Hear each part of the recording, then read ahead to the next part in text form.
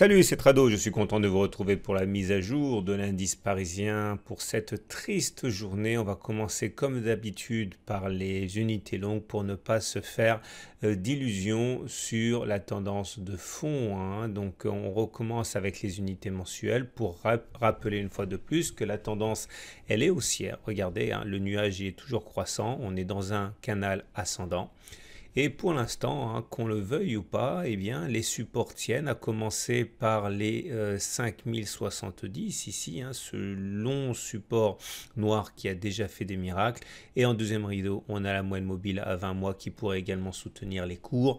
Maintenant, et on reviendra longuement sur ça ce week-end, il faut savoir qu'il y a des alertes sur la tendance haussière, à commencer, hein, par la divergence baissière sur laquelle, je l'ai dit, on reviendra ce week-end, mais la tendance de fond est haussière.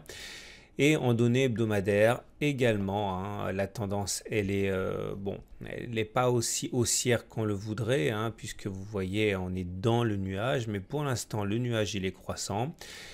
Pour qu'on soit à l'abri définitivement de mauvaises surprises, il faudrait que la lagging span repasse au-dessus des prix, il faudrait que l'on arrive à casser la M20 qui joue bien son rôle de résistance à la hausse, il faudrait que le super trend soit recassé à la hausse, là il a été cassé à la baisse, donc on a un ensemble d'éléments qui disent surtout que la tendance, elle se neutralise, hein, sur les données hebdomadaires. Mais pour l'instant, une chose est sûre, c'est qu'elle n'est pas baissière.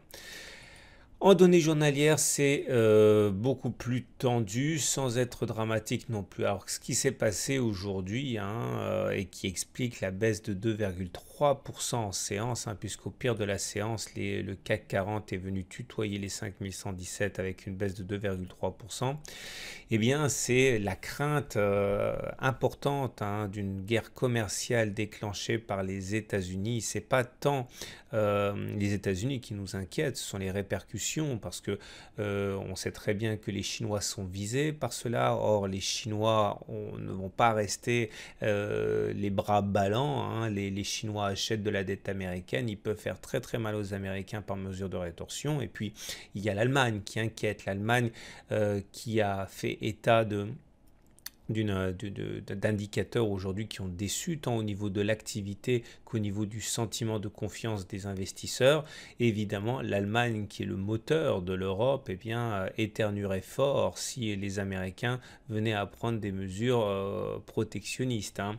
Donc tout ça a contribué à semer le trouble à 24 heures, hein, 24 heures après l'intervention de M. Powell, qui a rassuré à moitié. Et voilà ce que l'on a. Alors, je vais tout de suite me débarrasser des choses qui bloquent un petit peu la vue. J'avais signalé que la moyenne mobile à 20 jours et la moyenne mobile à 7 jours faisaient office de résistance hier. J'avais signalé également qu'on avait un non-croisement baissier que j'étais obligé de vous signaler et qui militait pour un risque important d'attaque baissière. C'est fait. Maintenant, je vais enlever ça parce qu'on y verra quand même beaucoup plus clair. Et voilà ce que l'on peut dire pour la séance d'aujourd'hui. Alors, la première chose qu'il faut impérativement signaler, c'est que le triangle symétrique ici a parfaitement joué son rôle de deux manières différentes. Un, il explique pourquoi il y a eu une accélération baissière à mesure que l'on cassait cette configuration, la partie basse du triangle, hein, il y a une accélération baissière, et vous remarquerez qu'avec une précision chirurgicale, les cours sont revenus après l'attaque baissière mourir à l'intérieur du triangle, comme si on ne voulait pas abandonner l'espoir, hein, que ce triangle puisse aussi être cassé par le haut. Malheureusement, je considère qu'après avoir été sollicité tant pour guider les cours lors de la précédente attaque baissière que pour clôturer ce soir, puisqu'on finit à l'intérieur, je pense qu'il y a quelque chose de plus important à suivre maintenant que ce triangle symétrique, c'est le niveau sur lequel on a rebondi. Vous voyez, on a rebondi pile poil à 5117, qui n'est pas un niveau fortuit, puisque c'est le niveau du pic ici, enfin du creux intermédiaire, et qui correspond aussi au niveau, au premier sous-objectif du triangle symétrique. C'est-à-dire que le triangle symétrique, une fois qu'il est cassé, son objectif maximal, c'est de prendre toute la hauteur de la figure que l'on reporte en dessous du point de cassure et qui nous amènerait éventuellement à aller chercher les 4900, mais ça c'est l'objectif maximal. Il y a d'autres objectifs, hein, je reviens sur tout ça dans mon module de formation sur les triangles. Il y a d'autres objectifs, il y a aussi la hauteur de la première de la dernière oscillation complète, hein, qu'on pourrait reporter en dessous du point de cassure qui nous amènerait pile poil sur les 5000. Et le premier objectif, hein, le plus modeste des objectifs, c'est d'aller chercher les points auxquels on a raccroché, hein, la partie basse du triangle. Autrement dit, ça a été touché, c'est les 5117, et ça veut dire que on pourrait tout à fait envisager que la correction soit terminée maintenant. Mais on suivra donc de manière privilégiée ces 5117. Si on casse les 5117, à mon avis, on va aller chercher les 5084. Si on casse les 5084, on va aller chercher les 5052. Si on casse les 5052, on a rendez-vous avec les 5000. On a beaucoup de supports intermédiaires et il ne faut pas enterrer les haussiers. L'autre raison pour laquelle je vais mettre maintenant de côté sans doute le triangle symétrique, c'est parce que on a la partie haute ici qui correspond exactement à la fourchette de chiffres, hein, que je vous ai montré hier. J'ai eu des mails par rapport à ça, hein, pas mal de lecteurs qui étaient un petit peu bluffés. Je reprends, hein, on prend le point extrême, un deuxième point extrême, un troisième point extrême, et tada, on a la fourchette de chiffres, hein. Vous noterez également autre chose, c'est que malgré l'attaque baissière à laquelle on a assisté aujourd'hui, rien n'a changé au niveau de la tendance, c'est-à-dire qu'on commence à voir fleurir à droite, à gauche, notamment sur les forums, hein, des alertes au crash, etc. C'est prématuré, c'est prématuré. Regardez le nuage. Le nuage, il est toujours à plat. Et on termine, hein, finalement dans ce qui pourrait devenir une nouvelle zone de trading range, hein, soutenue par le bas à 5117 et avec une partie haute, hein, qui serait les 5364. Pourquoi pas?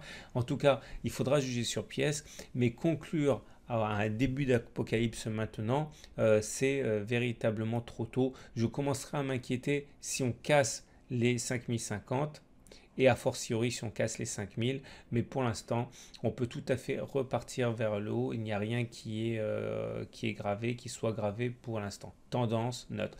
Par contre, on n'a plus besoin du triangle symétrique. On se doutait, hein, que le triangle symétrique, pardon, pas le triangle symétrique, le triangle ascendant droit, hein, je vous rappelle, il ressemblait à ça, notre triangle ascendant droit, il était comme ça.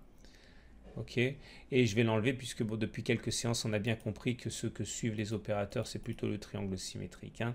Donc voilà ce qu'on pouvait dire pour le CAC 40. Les indicateurs techniques, on peut commencer à les dégoupiller. On voit qu'ils ne nous apportent pas grand-chose, hein. Le MACD risque de croiser son signal à la baisse, c'est dangereux, mais ce n'est pas encore fait. On peut très bien à ce stade avoir un non-croisement haussier. Le momentum est tout près de traverser la ligne des zéros, mais ce n'est pas le cas. Par contre, le RSI en dessous de 50, hein, donc ce n'est pas un équilibrage acheteur-vendeur, c'est plutôt la main au vendeur, hein. La hausse des volumes ici montre bien, hein, les dangers de la situation en cours. Et comme je l'ai signalé il y a 3-4 jours, hein, lorsqu'on était dans une période de congestion, le seul indicateur technique qui trouvait grâce à mes yeux parce qu'il était beaucoup plus réactif, c'était le MACD 0 retard. Bon voilà, il a été excellent conseiller, ce MACD 0 retard. Voilà ce qu'on pouvait dire pour le CAC 40, hein, main au baissier, mais dans une tendance neutre. Il ne faut donc absolument pas s'inquiéter pour l'instant. Si on casse les 5117, rendez-vous sur les 5080. J'avais proposé une matrice de trading qui a pas trop mal fonctionné, je vous la remontre. Alors je l'ai modifié, hein, pardon, j'ai modifié puisqu'il y avait beaucoup de travail à faire dessus. Vous la retrouverez dans l'article du jour, hein, puisque j'ai pris soin de faire une copie d'écran avant de la retravailler. Maintenant on est sur les 5130, 5145, hein. Tant que ce niveau tient, on peut rebondir jusqu'à 5207. Si le niveau lâche à 5130, 5145, on aurait à mon avis rendez-vous sur les 5041, 5081. En tout cas, on voit bien qu'il y a plus d'espace, hein, pour travailler maintenant qu'on a décanté la situation avec l'attaque baissière. Voilà,